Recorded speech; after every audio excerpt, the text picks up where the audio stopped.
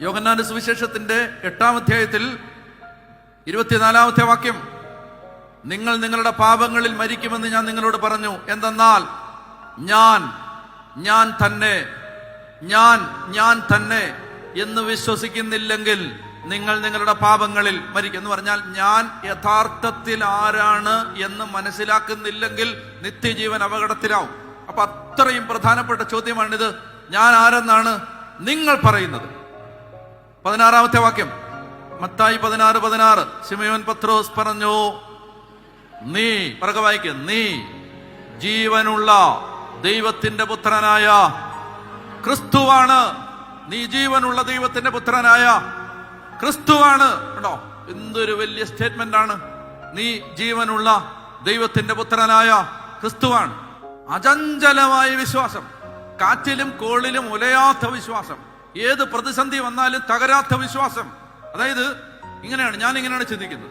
അതായത് ഈ ലോകത്തെ എസൻസ്, ന്യൂറോൺസ്, യുക്തിവാദി സംഘം എല്ലാവരും കൂടെ ഒരുമിച്ചിട്ട് ഉൽപ്പത്തി മുതൽ വെളിപാട് വരെയുള്ള ബൈബിളിലെ 36,000-ത്തിലധികം വചനങ്ങൾ മുഴുവൻ തെറ്റാണെന്ന് കാര്യകാരണ സഹിതം സയന്റിഫിക്കായി, ലോജിക്കലായി, യുക്തിപരമായി, ചരിത്രപരമായി തെളിയിച്ചാലും still I believe in Jesus Christ.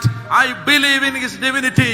ഞാൻ വിശ്വസിക്കുന്നു യേശു എനിക്ക് വേണ്ടി കുരിശിൽ മരിച്ച് എന്റെ പാപങ്ങളിൽ നിന്ന് എന്നെ വീണ്ടെടുത്ത് എനിക്ക് നിത്യ എന്ന് പറഞ്ഞാൽ ഈ ലോകത്ത് കാര്യകാരണ സഹിതം ഇതെല്ലാം തെറ്റാണെന്ന് ഈ ലോകം തെളിയിച്ചാലും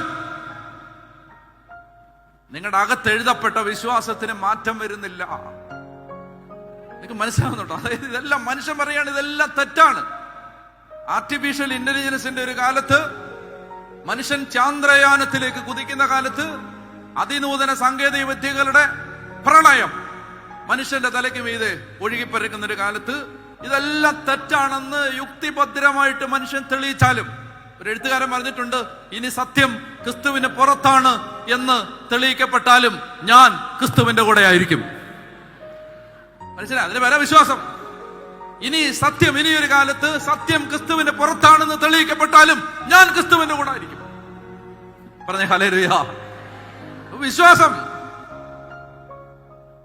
അത് തലയ്ക്കകത്ത് രൂപപ്പെട്ട ആശയങ്ങളിൽ നിന്നുണ്ടാകുന്നതല്ല, അകത്തുറഞ്ഞുകൂടിയ വെളിപാട്. നിങ്ങൾക്ക് പിടിയിട്ടുന്നുണ്ടോ? ഇത് വെളിപാടുള്ളവനെ അനക്കാൻ പറ്റില്ല. ആരെങ്കിലും ഒരു കൊടി പിടിച്ചാലോ, ഒരു ജാഥ നയിച്ചാലോ, ആരെങ്കിലും ചില തെറ്റിദ്ധാരണകൾ പരത്തിയാലോ, ആരെങ്കിലും ചില നുഴഞ്ഞുകയറ്റങ്ങൾ നടത്തിയാലോ, ആരെങ്കിലും ഒരു ലീഫ്ലെറ്റ് തന്നാലോ, ആരെങ്കിലും ചില വാക്യങ്ങൾ, ഒറ്റപ്പെട്ട വാക്യങ്ങൾ എടുത്ത് നിങ്ങളുടെ കൺമുമ്പിൽ കാണിച്ചു തന്നാലോ ഒന്നും ഇളകാത്ത, അനങ്ങാത്ത, പതറാത്ത, ചലിക്കാത്ത വിശ്വാസം. അതാർക്കാന്നറിയാം? വെളിപാട് കിട്ടിയവന്. വായിച്ച അക്ഷരങ്ങൾക്കപ്പുറത്ത്, കണ്ട വാക്കുകൾക്കപ്പുറത്ത്, അകത്തൊരിക്കലും മായാത്ത ആഗ്നേയ ലിഖിതം ലിപികൾ കൊണ്ട് എഴുതപ്പെട്ട വെളിപാട്. അത് വേണം, വെളിപാട്. വിശ്വാസിക്ക് ഈ കാലഘട്ടത്തിൽ വേണ്ടത് വാക്കുകളല്ല, വ്യാഖ്യാനങ്ങളല്ല, വെളിപാടുകൾ. അതാര് തരണം? പരിശുദ്ധാത്മാവ്. മുട്ടേ നിന്ന് ചോദിക്കണം, എനിക്കിത് മനസ്സിലാക്കി തരണം. കാരണം എന്തെന്നറിയാം? അത്രയ്ക്ക് തെറ്റിദ്ധരിപ്പിക്കുന്ന ആശയങ്ങളും ചിന്താഗതികളും ഈ അന്തരീക്ഷത്തിലുണ്ടിപ്പം. അതുകൊണ്ട് വളരെ എളുപ്പത്തിൽ മനുഷ്യൻ കീഴടങ്ങി പോകുന്ന, ഉറപ്പില്ലാത്ത ഏത് വിശ്വാസിയും എന്തെന്നറിയാം, അന്ത്യകാലത്തെ കുറിച്ചുള്ള കർത്താവിന്റെയും അപ്പസ്തോലന്മാരുടെയും പ്രവചനങ്ങളിലെ ഏറ്റവും പ്രധാനപ്പെട്ട താക്കീത് എന്തെന്നറിയാമോ? ആരും നിങ്ങളെ വഴിതെറ്റിക്കാതിരിക്കാൻ സൂക്ഷിച്ചു കൊള്ളണം.